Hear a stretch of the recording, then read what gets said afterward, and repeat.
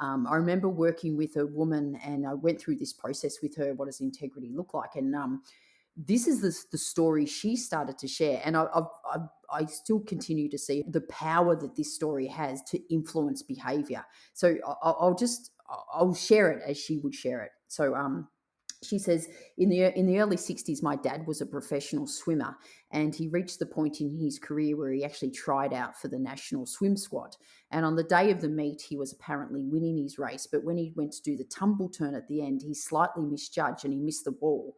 Now, this was in the early 60s, so it was way before technologies and sensors, and they had judges, but with all the splashing and kicking, he sort of knew that they wouldn't know if he touch the wall or not. So, but he had to make a split second decision. Does he go back and touch the wall, or does he just keep swimming?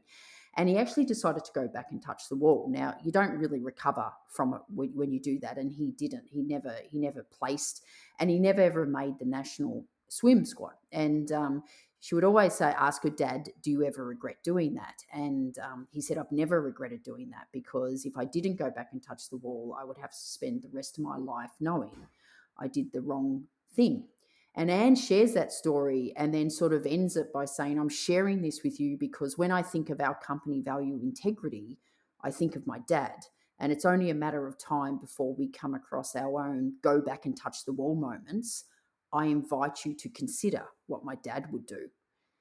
And it was like, when you hear that story, that story influences behavior.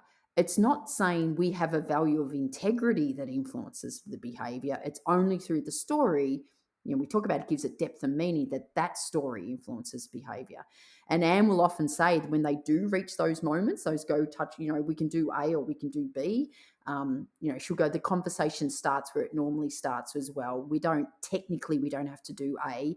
Legally, we're not obliged to do A. And she said, someone will always say, this is our go back and touch the wall moment. What's the right thing to do?